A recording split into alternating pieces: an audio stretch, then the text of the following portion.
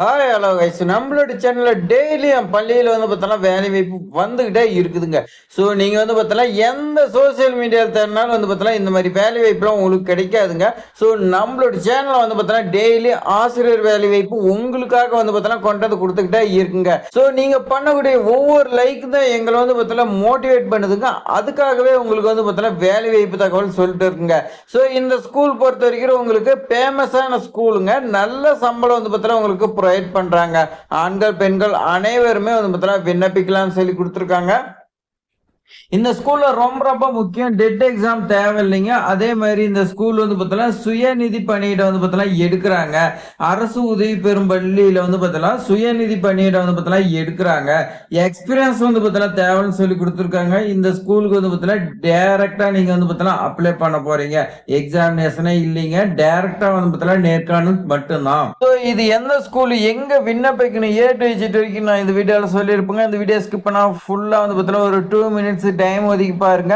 வாங்க நம்ம விரிவா பார்க்கலாம். உங்களுக்கான நோட்டிபிகேஷன் பாருங்க இந்த மாதிரி தான் கொடுத்துருக்காங்க. இந்த நோட்டிபிகேஷன் ஃபர்ஸ்ட் பாருங்க ஆசிரியர்கள் தேவைன்னு சொல்லிட்டாங்க. சுயநிதி பணியிடன்னு சொல்லியிருக்காங்க. சிவகங்கை மாவட்டத்துல இளையான்குடியில பார்த்தீங்கன்னா அமைதியா மேல்நிலை பள்ளி இருக்குதுங்க. இந்த பள்ளி பார்த்தீங்கன்னா அரசு உதவி பெறும் பள்ளி கீழே வருங்க. அரசு பிளஸ் பார்த்தீங்கன்னா சுயநிதி பள்ளியில பார்த்தீங்கன்னா வருங்க. அப்போ அரசு உதவி பெறும் பள்ளியில அரசு நிதியில பார்த்தீங்கன்னா வேகன்சி எடுத்துட்டாங்க. தற்போது சுயநிதி பிரிவுல பார்த்தீங்கன்னா வேகன்சி எடுக்கிறாங்க. சுயநிதி பிரிவுங்கும் போது அந்த ஸ்கூலோடைய நிர்வாகம் தான் பார்த்தீங்கன்னா எடுக்கிறாங்க. அது சம்பளம் பார்த்தீங்கன்னா அவங்க பிக்ஸ் பண்றது தான்.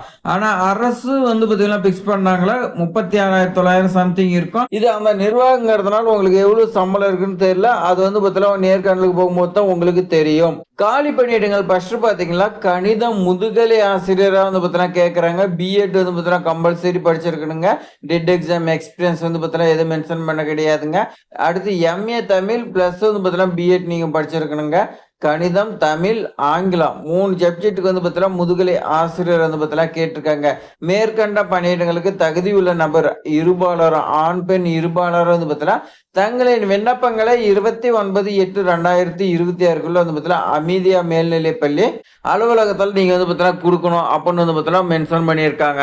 ஸோ அந்த ஸ்கூல்ல உங்களுக்கு ஏதாவது டவுட் இருந்துச்சுன்னா அவங்க மொபைல் நம்பர் கொடுத்துருக்காங்க. அது கால் பண்ணி கேட்டுக்கணும். அப்புறமேட்டுக்கு அப்ளை பண்ணுங்க. மெயில் ஐடிலாம் கொடுத்துருக்காங்க. ஸோ இந்த நோட்டிபிகேஷன் பார்த்தீங்கன்னா அந்த ஸ்கூலோடைய தாளர் தான் பார்த்தீங்கன்னா வெளியிட்டு இருக்காங்க. அதனால பார்த்தீங்கன்னா நீங்க உடனடியா இந்த ஸ்கூலுக்கு பார்த்தீங்கன்னா டைரக்டா நீங்க போய் அப்ளை பண்ணிருங்க. ஸோ இந்த பள்ளியோட அட்ரஸ் பாத்தீங்கன்னா அமைதியா மேல்நிலை பள்ளிங்க, சாலையூர் இளையங்குடி, சிவகங்கை மாவட்டம் பார்த்தோன்னா சொல்லியிருக்காங்க.